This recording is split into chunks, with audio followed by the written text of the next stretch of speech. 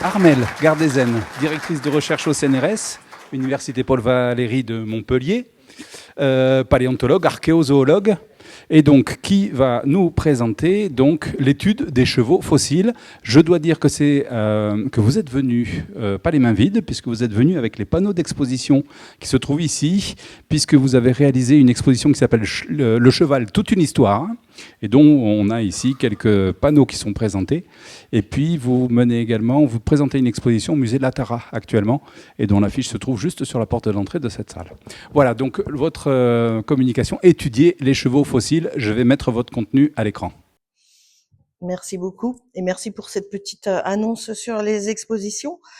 Celle dont vous avez ici quelques extraits était justement Subtile Transition, réalisée en partenariat avec l'association TAC, et donc dans le cadre d'un projet que nous développons ensemble sur le Cosméjean. Donc moi je vais peut-être plutôt essayer de vous faire rentrer, non pas dans la tête d'un cheval, mais peut-être encore plus dur à faire, dans la tête d'un archéozoologue ou d'un paléontologue, c'est-à-dire de la personne qui va travailler sur les restes animaux que l'on retrouve en contexte archéologique ou paléontologique, et qui va se poser un certain nombre de questions sur la présence de ces animaux, et donc voir comment on va cheminer dans ces questionnements qui vont être pourquoi ces animaux dans un site et pourquoi ces hommes créant un site et introduisant des animaux, pourquoi, comment. Donc on va un petit peu réfléchir de l'os à l'animal, puisque dans les sites archéologiques, ce que l'on conserve le plus, alors je dis l'os, c'est un petit peu réducteur, mais on retrouve donc les éléments squelettiques des animaux. On va s'intéresser ici aux animaux terrestres en général. Je vais vous faire une petite introduction générale sur les mammifères, et puis après on rentrera un petit peu plus dans le détail des chevaux qui nous intéressent ici.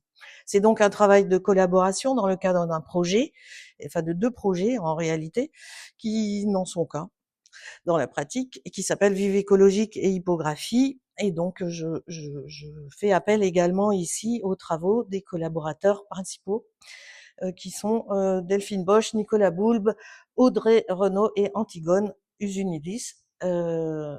Audrey Roussel, pardon, j'ai fait une erreur, c'est le problème d'avoir plusieurs Audrey. Voilà, donc de l'os à l'animal et puis de l'animal à l'os, en fait. Donc ça explique le vice et versa de cette question sur le cheval.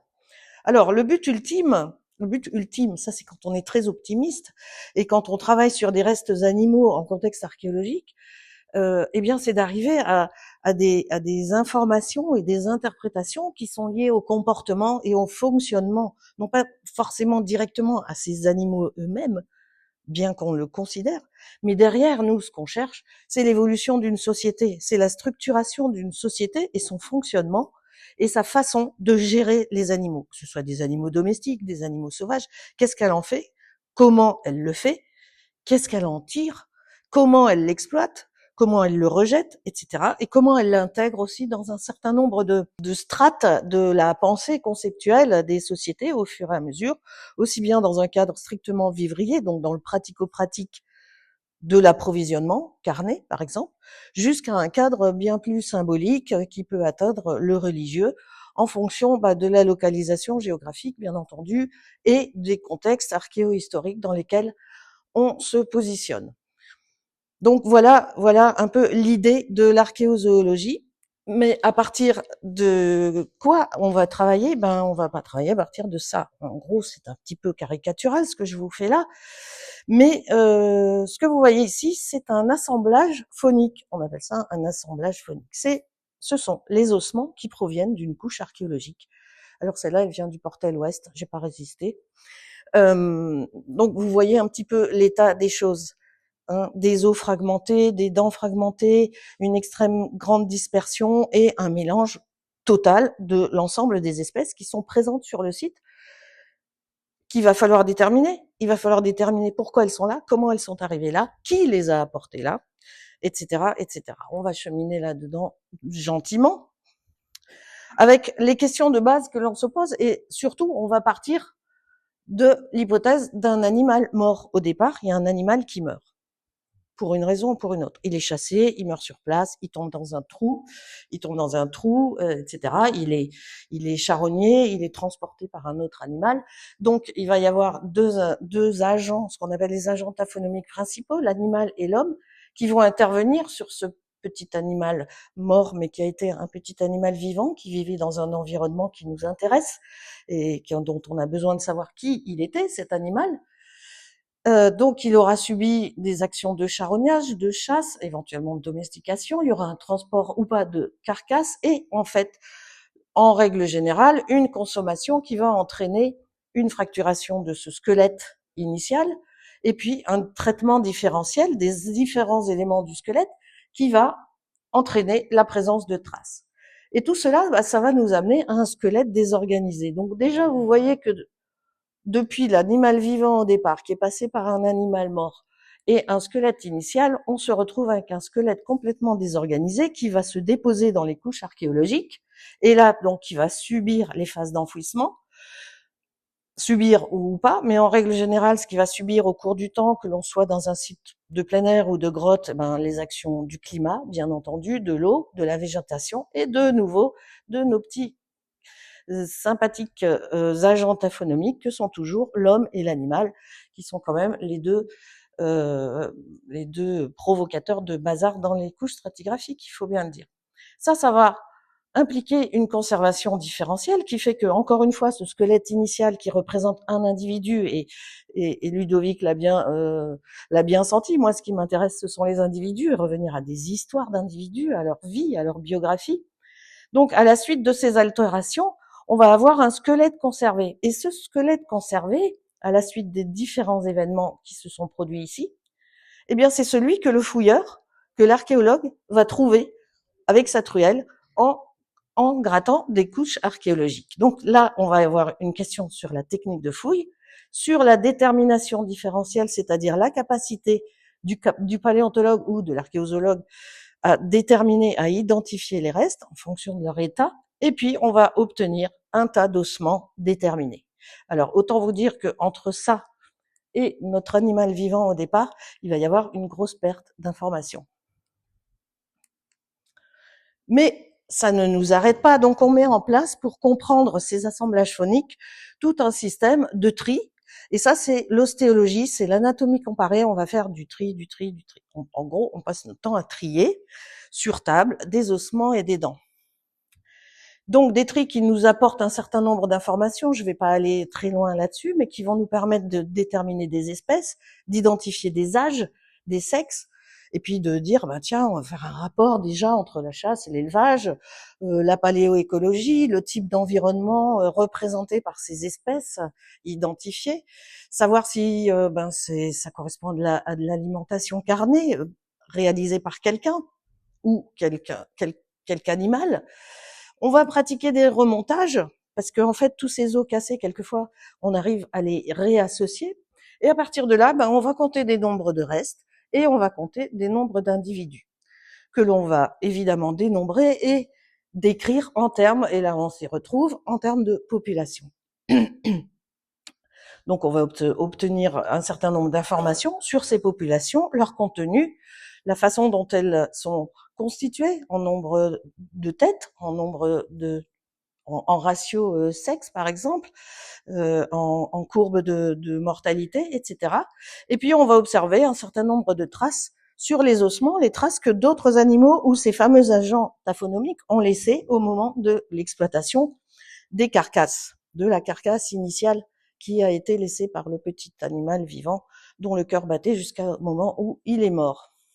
Voilà, c'est pas drôle du tout. Donc, mission impossible, peut-être pas, mais mission périlleuse. Alors, quels sont les moyens là pour travailler? Bien, je vous l'ai dit, c'est l'ostéologie, c'est l'anatomie comparée. Donc ça, c'est l'image que je montre à mes étudiants au début. Voilà, pour travailler en ostéologie, il faut connaître les ossements, les différents ossements. Il faut même les connaître dans le détail pour pouvoir identifier des fragments osseux. Et là, je dis, mais vous vous rappelez de ça? Vous avez appris ça à l'école? Ouais? Non? Vous n'avez pas été à l'école? Non, on apprend ça à l'école normalement. Alors en général, ils me disent oui parce qu'ils ont peur. Vous savez pas. Mais ils me disent oui, donc je leur montre ça derrière. Et là, si on fait un test de reconnaissance et d'identification des ossements, ça devient plus aléatoire. Mais je vais pas vous faire ce coup-là. J'ai un temps limité. On peut en reparler éventuellement, bien que ce soit pas tout. Ce n'est passionnant que pour des archéozoologues, je vous rassure.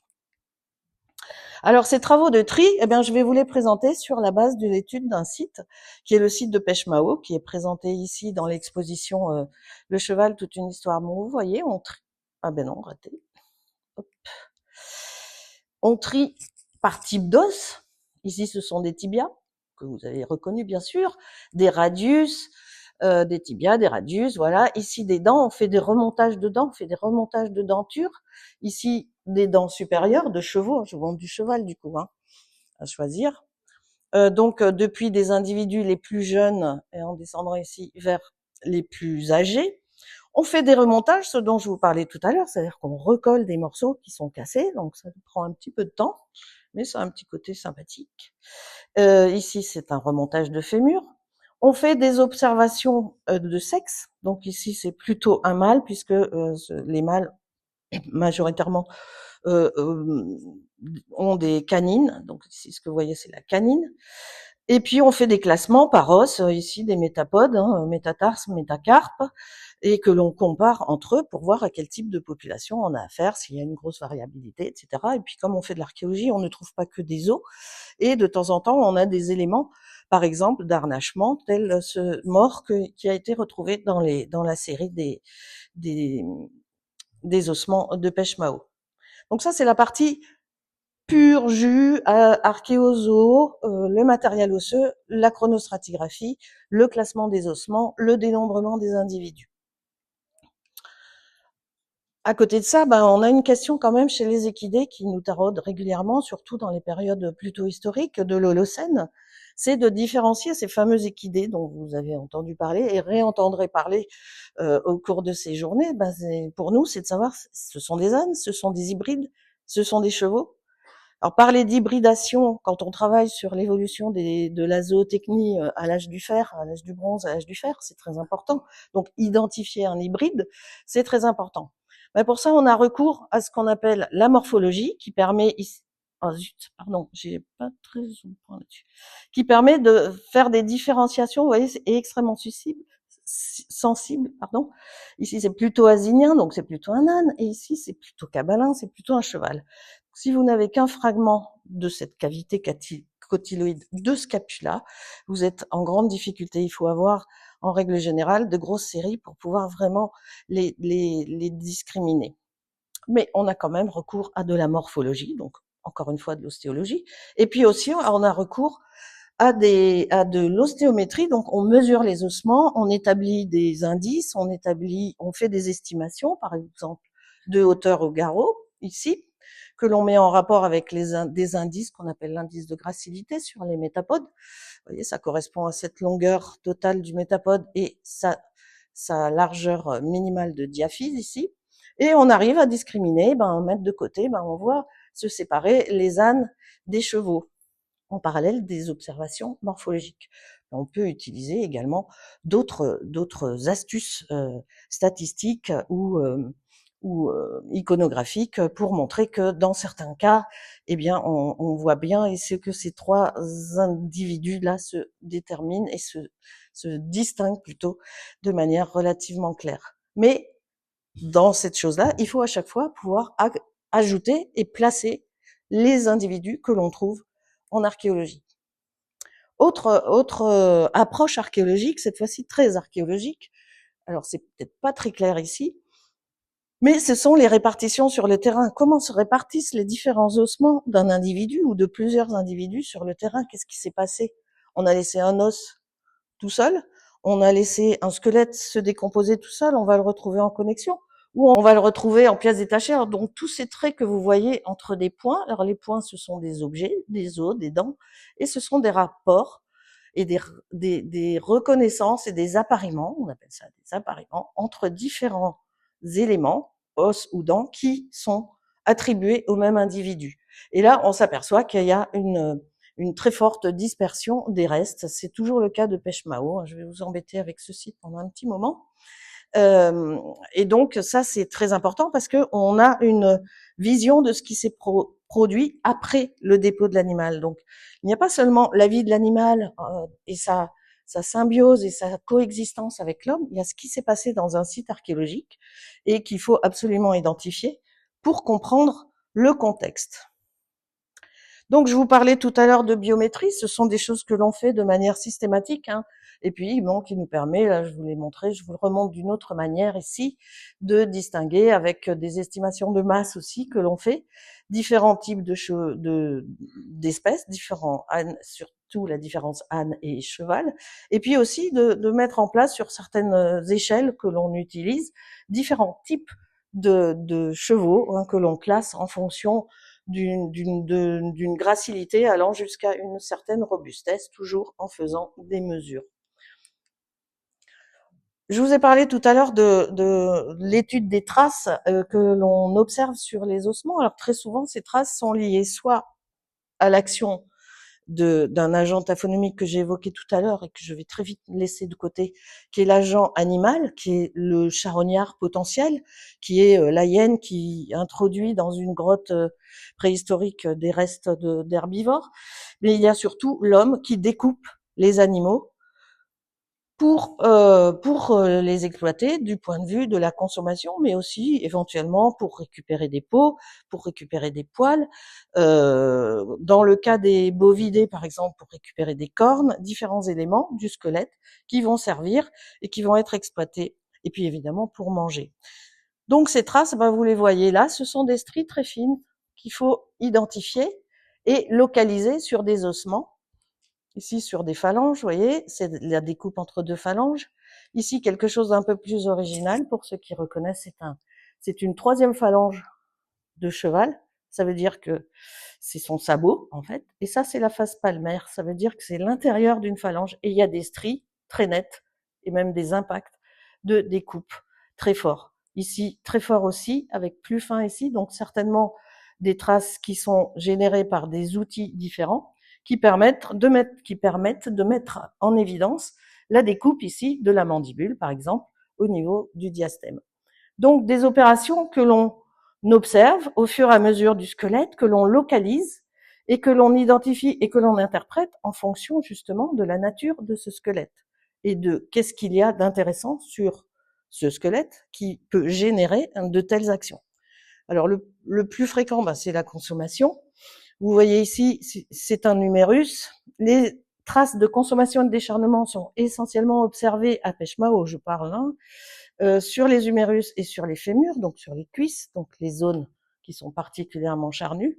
Et puis ce qu'on a observé à Pêche-Mao aussi, c'est une forme de mise en pièces, de débitage des squelettes, qui se fait de manière très violente avec des impacts très forts au niveau de la tête, donc séparation de la tête, séparation du cou, découpe des bas de pattes, découpe ici au niveau du bassin avec beaucoup d'impacts ici très violents. Donc ici, ça s'explique par des zones extrêmement fortes. Et tout ça pour casser un animal. C'est de l'équarrissage, il faut savoir, on en reparlera un petit peu. À Pêche-Mao, on est à l'issue d'une bataille où plus de 120 chevaux sont tombés. Et donc ce que les hommes ont fait, c'est de l'équarrissage, de l'étalage, et ils ont épandu finalement des restes de chevaux équarris pour des raisons sanitaires, tout simplement. Et donc là, quand on est sur ce genre de choses, on sait dire que ce ne sont pas des traces de découpe bouchère.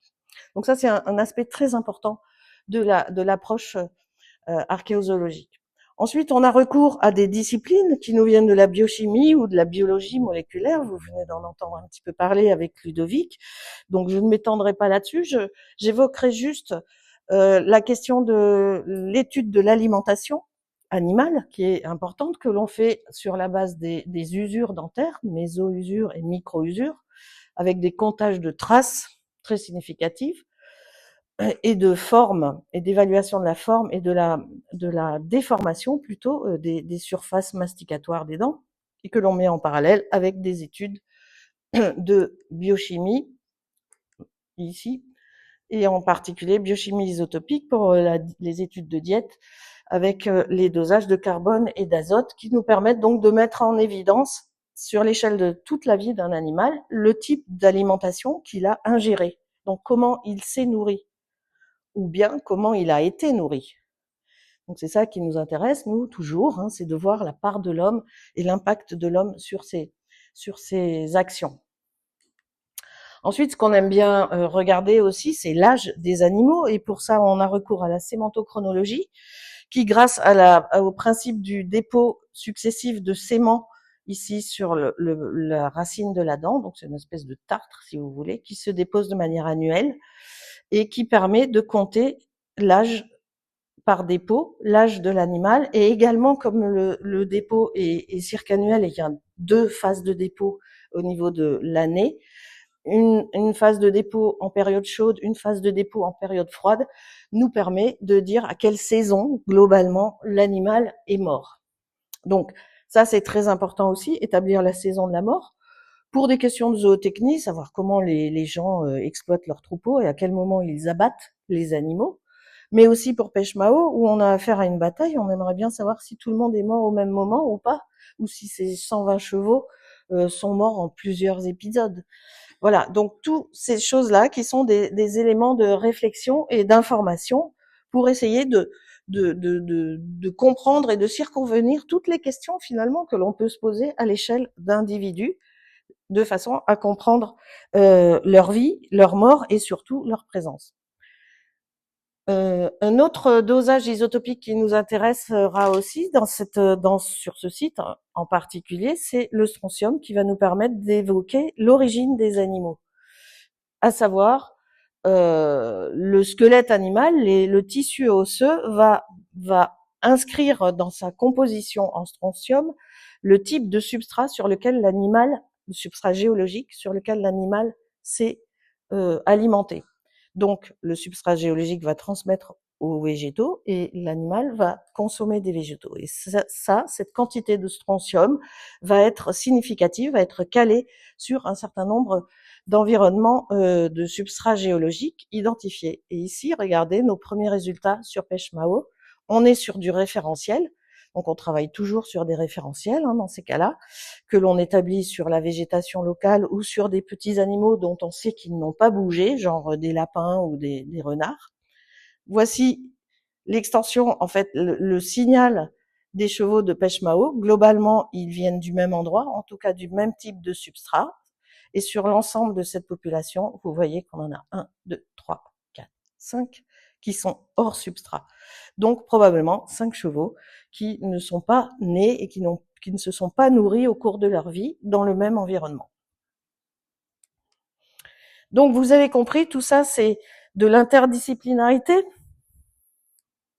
mais c'est aussi des méthodes appliquées aux sciences du passé que l'on fait régulièrement en archéologie, en préhistoire, mais aussi en archéologie beaucoup plus récente, que l'on a un peu allié avec les sciences du vivant, et c'est la particularité de ce programme, c'est d'avoir fait cette association sciences du passé, sciences du vivant, en intégrant une espèce ici, qui est le Przewalski du Causse, qui nous sert de référentiel. Alors, je l'ai un petit peu évoqué, mais on a toujours besoin de référentiel, chez soi, comme dirait l'autre, mais il faut se le construire, et en particulier pour les chevaux, pour lesquels on dispose de très peu de référentiels, dont on a absolument besoin pour interpréter et comprendre nos résultats archéologiques. Donc, c'est un peu le sens de ce projet, qui s'appelle Hippographie pour des histoires de biographie kabaline, c'est-à-dire retranscrire l'histoire individuelle des chevaux du site de Pêche-Mao que l'on a retrouvé dans des couches archéologiques et dont on a reconstitué les dentures, dont on ne sait rien, donc on travaille à l'aveugle.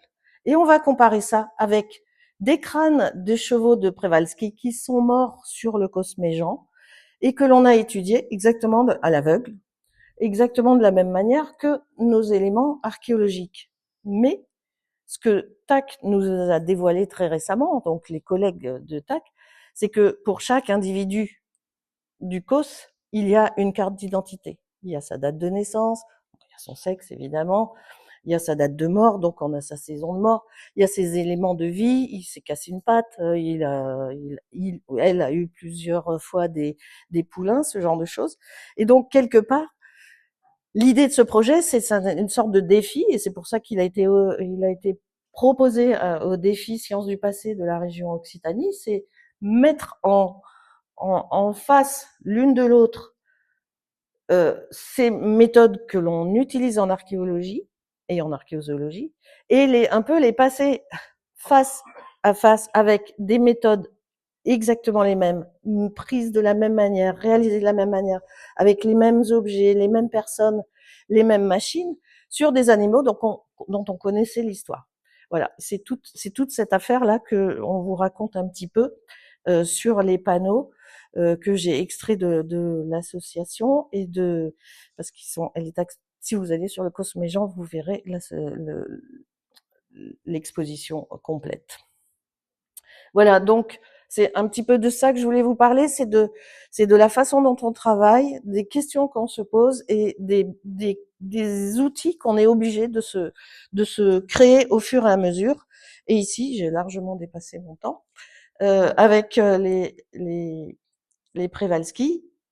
On le fera, si tout va bien, avec des Camargues, donc toujours retravailler sur des référentiels ostéologiques et paléoécologiques, avec l'avantage, quand on est sur le COS, et pour les archéozoologues, c'est pas rien, de voir un petit peu du vivant, de voir un petit peu du comportement, et savoir que ces deux chevaux-là, qui se font des petits mamours, ça c'est tout à fait charmant, sont les deux mêmes qui peuvent se battre comme des sauvages quand il y a une jument à la clé. J'en ai fini.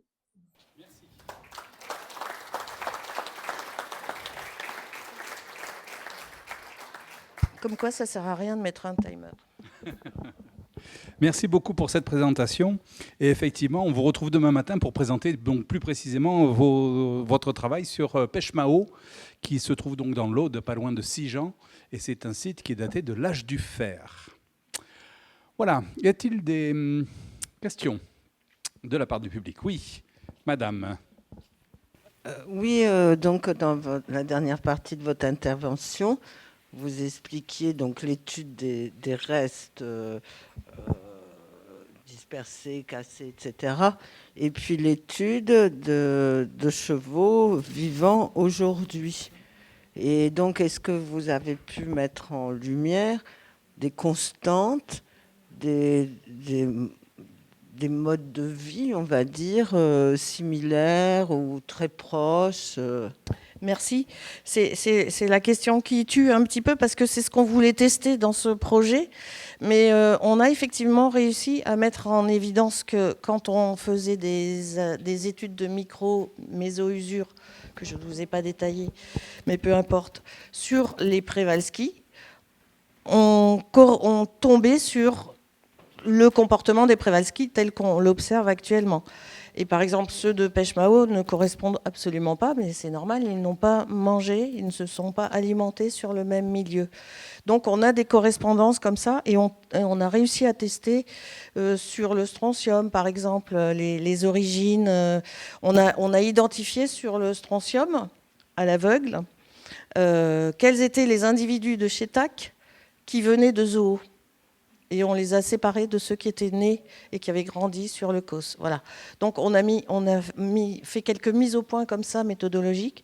Et maintenant, pour tout vous dire, on n'a pas fini. Et donc on est en train de tester ça pour de vrai sur les individus de Pechemao. Mais si on a recours à un nouveau référentiel que j'ai annoncé ici du bout des lèvres en Camargue, c'est parce que l'environnement de Pechemao correspond à l'environnement, disons, camarguais, c'est-à-dire zone lagunaire et deltaïque, proche du littoral. Donc on se réfère à Przewalski ici parce qu'on a besoin d'informations, et on les a apportées de main, sur la vie des chevaux sur un COS, donc dans un milieu stépique plutôt sec et froid. Et maintenant, on va compléter avec la vie dans une lagune ou dans un delta. Et on va progresser comme ça petit à petit. Merci. Oui, une question? Jacques Lavergne. En réalité, j'en ai deux, mais très rapide. Si j'ai bien compris, votre métier, vous êtes un espèce de médecin légiste pour chevaux, c'est ça? Et la deuxième, qu'est-ce qui s'est passé à Pêche-Mao? Vous avez parlé de bataille, 120 chevaux morts. Ah, c'est demain. Bon, mais alors on ne va pas divulgacher, donc on attendra demain pour m'appâter. Voilà. Je le suis. Voilà, c'est le teaser pour demain. Il y a une question ici. Oui, je voulais vous demander, est-ce que c'est au Cosméjean où il y a un gros référentiel de crânes et divers ossements auxquels vous avez accès? J'ai vu ça quelque part dans un doc. C'est ça, hein? Oui. Catherine. On sait ce que les chevaux de Pêche-Mao mangeaient? Comment ils étaient nourris? Si c'était plutôt fourrage ou si on donnait du grain Alors, on sait que les chevaux de Pêche-Mao ne sont pas des paisseurs stricts, tels que ceux que l'on observe, par exemple, dans les sites préhistoriques. Vous savez, les Equus gallicus ou Germanicus, qui sont vraiment des chevaux des périodes froides, des périodes glaciaires. Ils sont légèrement différents. Donc on va essayer de comprendre pourquoi et comment. Et on observe aussi quelques introductions de feuillus et on pense que c'est de l'intervention humaine. Donc on est en train de mettre le doigt là sur l'intervention humaine va essayer d'établir pour savoir si c'est saisonnier ou si c'est quelque chose de régulier ou si c'est quelque chose de spécifique aux chevaux de bataille. Ah ah. Alors, une question ici. Vous nous avez parlé de plusieurs des richesses de notre belle Occitanie. Et d'une part, et d'autre part, en regardant un peu les méthodes que vous avez montrées là, on voit qu'il y a beaucoup de parallèles entre l'étude des chevaux et les méthodes qui sont utilisées par les archéologues sur des sujets humains, préhistoriques et autres. Et dans nos richesses occitanes, on a une splendeur qui n'est pas très loin d'ici, qui sont les phosphatières, dans lesquelles la conservation va bien au-delà des ossements. On conserve aussi les tissus, les organes, des tas de choses qu'on n'a pas la chance de voir dans d'autres gisements. Et donc je crois comprendre de mémoire qu'avec les âges dont on parle, l'âge de l'existence des équidés qui nous ont été rappelés tout à l'heure, ce que vous nous avez montré là et autres. Et donc je voulais savoir si les archéologues, les zooarchéologues, c'est ça, aimaient les paléontologues, et si vous saviez si dans les richesses des phosphatières, il y avait des équidés qui pourraient agréablement compléter ces approches occitanes. Alors, vous avez devant vous une ancienne paléontologue qui a travaillé sur le paléolithique moyen dans une vie antérieure désormais parce que le temps a passé. Donc on s'entend bien. On continue à travailler ensemble.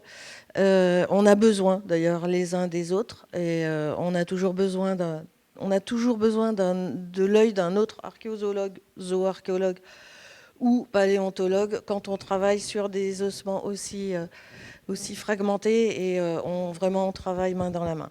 Donc, et on essaie d'exploiter au maximum ainsi avec les différentes compétences que on obtient les uns, on acquiert les uns et les autres parce qu'il y en a ceux qui vont travailler un peu plus sur les chevaux, ceux qui vont travailler un peu plus sur les hippopotames et d'autres sur les poissons et autres.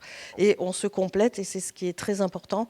C'est une forme d'interdisciplinarité qui est fondamentale pour comprendre un site archéologique et le fonctionnement d'un site archéologique. Parce que là, je vous ai donné un exemple de chevaux, mais un site archéologique, ça fonctionne avec des moutons, des cochons, des cerfs, des chevaux, des mammouths, et des êtres humains aussi, que l'on peut traiter effectivement de la même manière en se disant qu'un être humain, c'est rien d'autre qu'un mammifère terrestre bipède.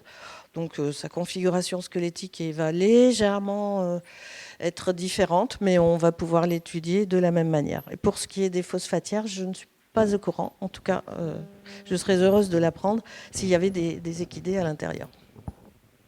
Alors en effet, les phosphatières dans notre région, c'est daté grosso modo entre 55 et 20 millions d'années.